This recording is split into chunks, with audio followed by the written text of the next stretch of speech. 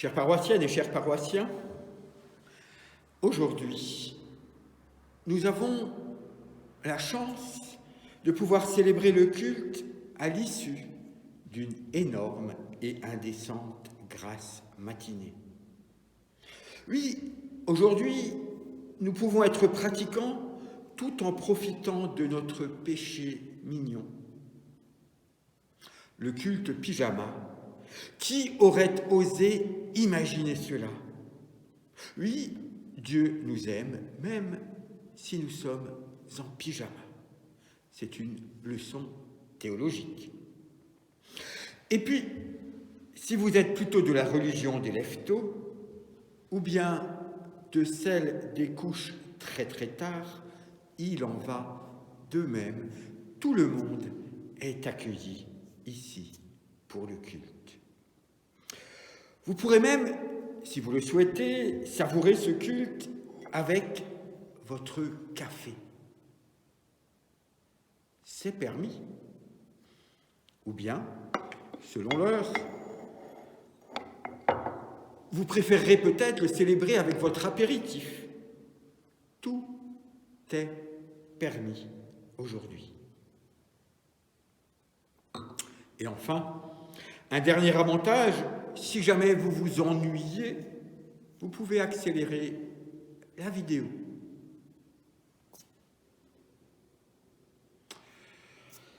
Aujourd'hui, nous voulons célébrer ensemble le culte du 4e dimanche du Carême. Vous l'avez lu peut-être au début de la vidéo, son thème est « Réjouissez-vous ». Il nous vient d'un verset du livre d'Ésaïe qui dit « Réjouis-toi, Jérusalem, rassemblez-vous, vous tous qui l'aimez, soyez dans le bonheur.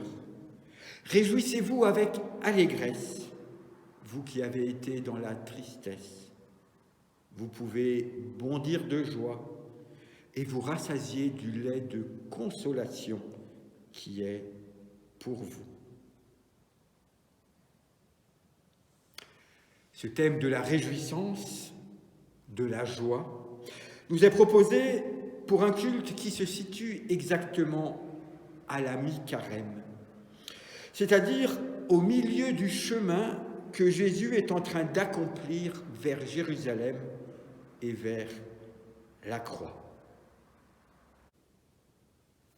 Il nous invite à le suivre, à ne pas oublier la joie en chemin, même si, comme lui, nous ne savons pas de quoi sera fait demain. Non pas pour faire l'autruche, ni pour jouer aux illusionnistes en disant « tout va bien », mais la joie est à comprendre comme un acte de résistance. Un acte de résistance à l'ennemi invisible qui rôde et nous contraint à bouleverser nos habitudes, nous sépare pour un temps de ceux que nous aimons. À nous réjouir pour que la lumière continue de briller, même si des ténèbres nous environnent et nous inquiètent. À nous réjouir pour ne pas baisser les bras, pour ne pas démissionner devant la peur. Oui, se réjouir est un acte de résistance. Et puis, nous pouvons nous réjouir surtout parce qu'il est une habitude qu'aucun virus, qu'aucune maladie, qu'aucune catastrophe ne pourra nous ôter. C'est notre lien avec Dieu. C'est notre capacité à prier. C'est le lien spirituel et fraternel tissé entre nous par notre foi en Dieu. Si nous avons l'impression que le temps a suspendu son vol, que le monde tourne au ralenti en ce moment, Dieu est au-delà du temps, Dieu est au-delà de l'espace. Alors, si vous le souhaitez, nous allons à présent chanter ensemble chacun de nous depuis là où il est, mais tous ensemble, au-delà du temps, au-delà de l'espace. C'est toi, Seigneur, qui nous unis. Merci à Patrick Mosso, notre organiste, qui nous accompagnera depuis chez lui pour la musique de ce culte.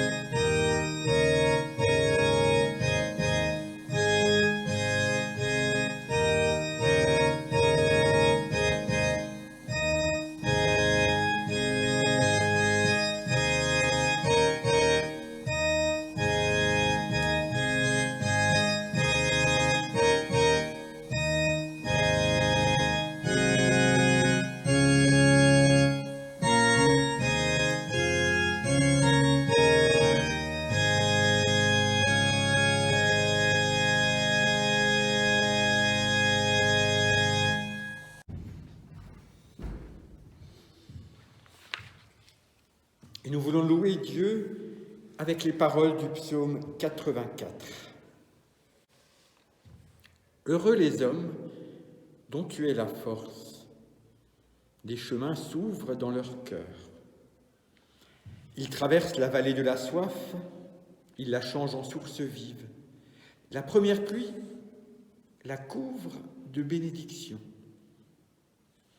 Et puis, ils vont de hauteur en hauteur et se présentent devant Dieu à Sion. Seigneur, Dieu de l'univers, entends ma prière.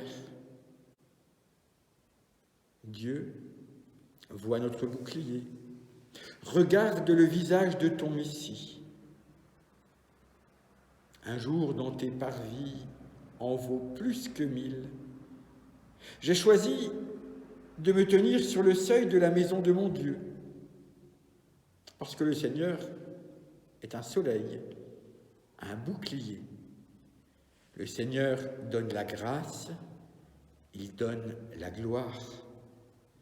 Jamais il ne refuse le bonheur à ceux qui vont sans reproche. Seigneur Dieu de l'univers, heureux qui espère en toi.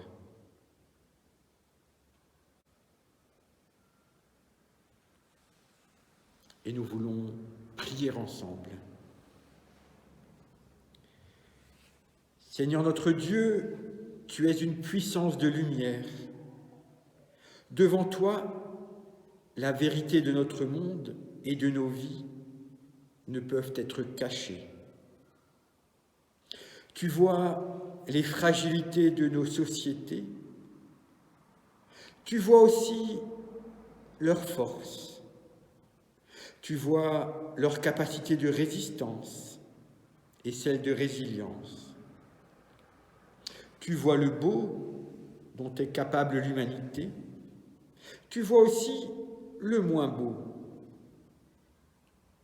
Et tu nous appelles à regarder le monde et nos vies avec ton regard.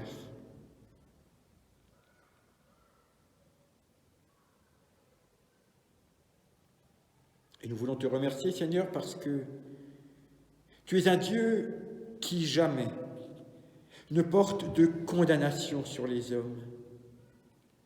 Nous voulons te remercier parce que jamais tu ne détournes ton regard de nous.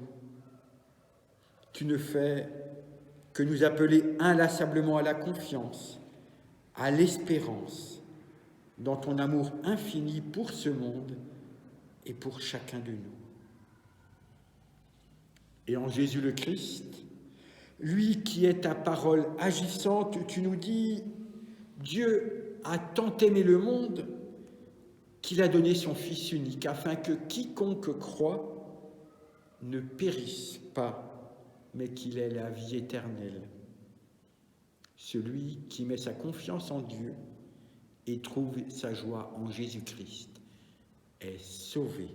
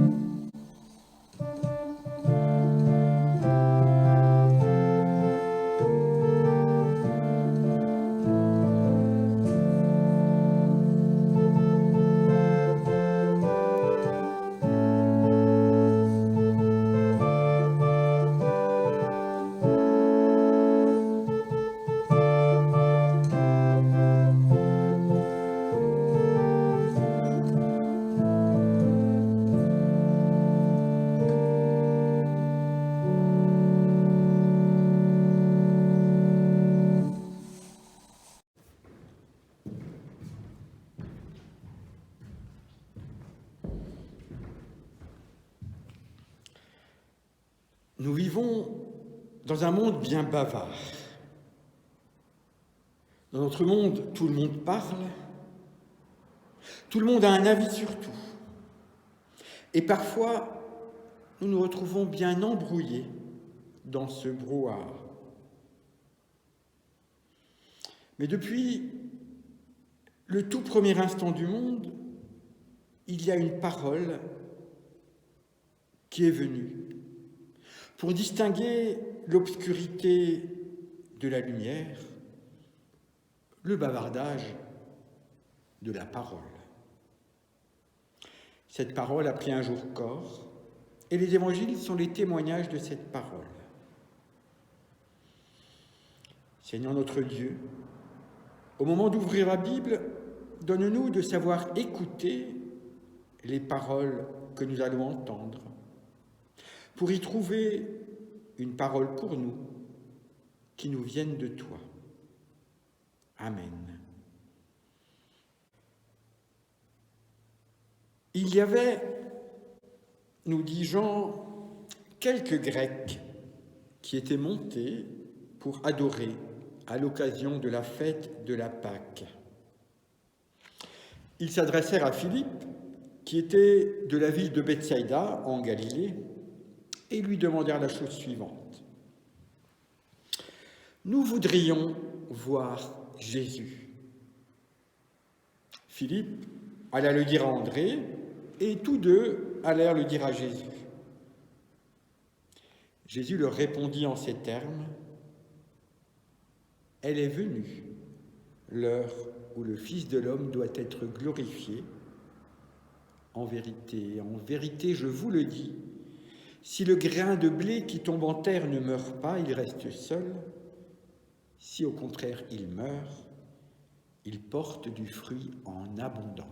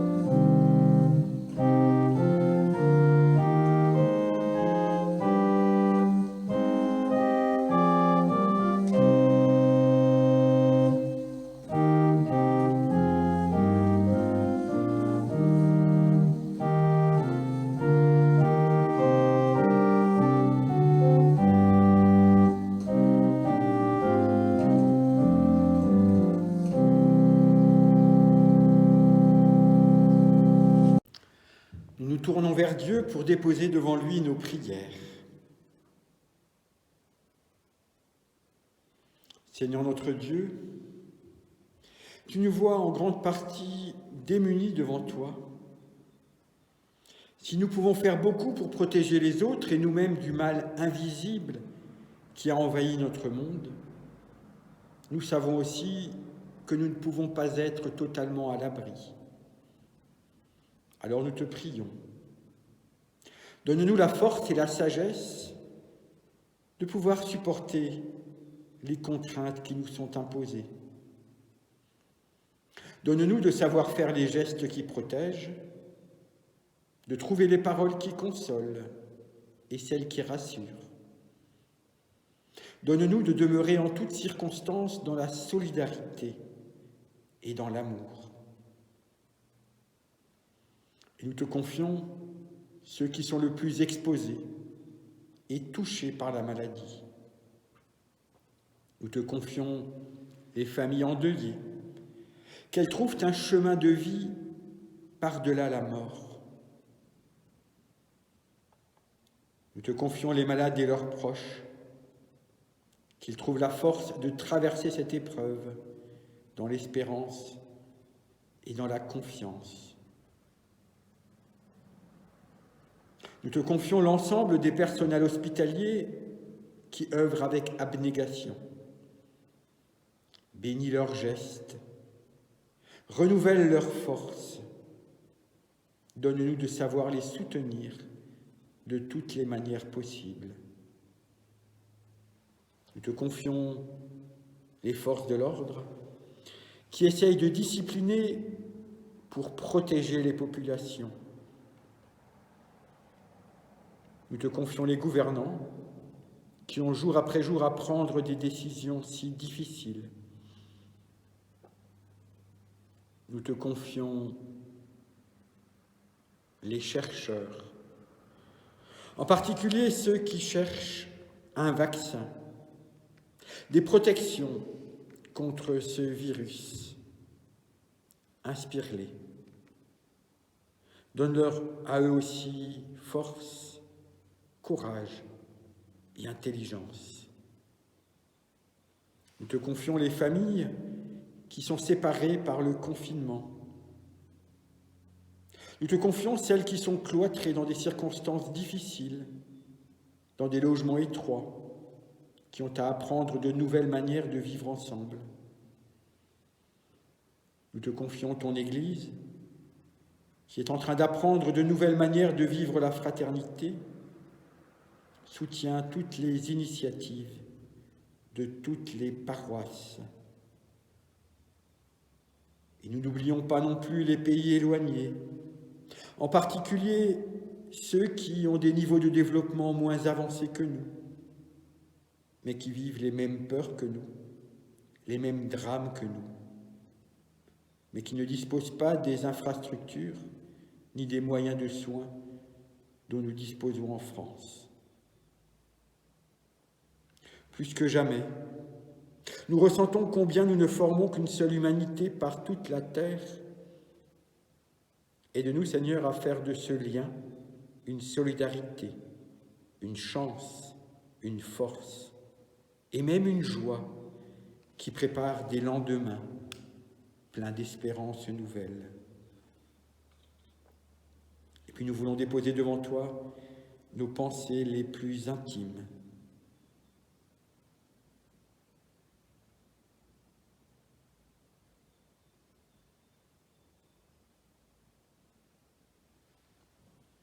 Liés par une même foi en Jésus le Christ, nous te disons, Seigneur, en lien les uns avec les autres et avec les chrétiens du monde entier.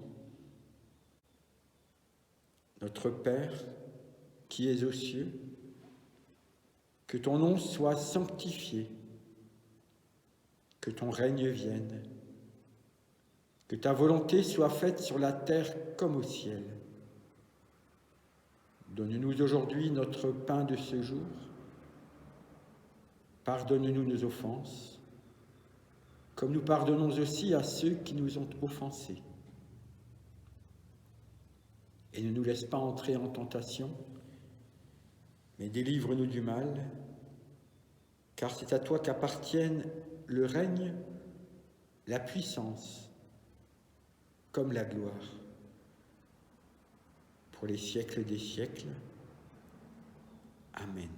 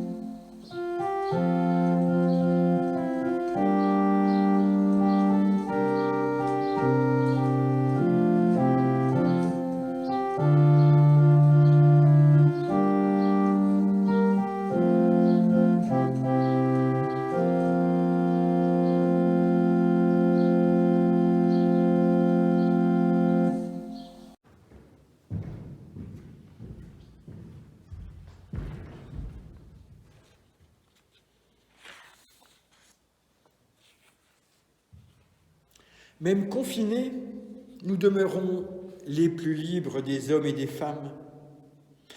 Martin Luther a écrit dans son traité de la liberté du chrétien « Jésus-Christ ne nous a pas fait don d'une liberté politique, ni d'une liberté charnelle en nous affranchissant.